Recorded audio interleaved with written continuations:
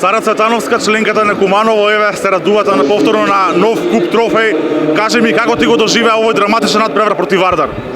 Многу жар, многу борба, секој играше за секого, пехарот е на сите, индивидуалните награди се на сите. Битно е дека пехарот е вратен во Куманово, таму каде што припаѓа. И сакам да се заблагодарам на сите соиграчи што дадоа се од себе, сакам да се заблагодарам и на тренерот што беше прва полусезона тука, Драгана.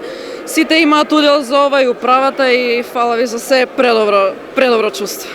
Што беше клучно за вашата победа? Добрата игра во одбрана, добриот напад?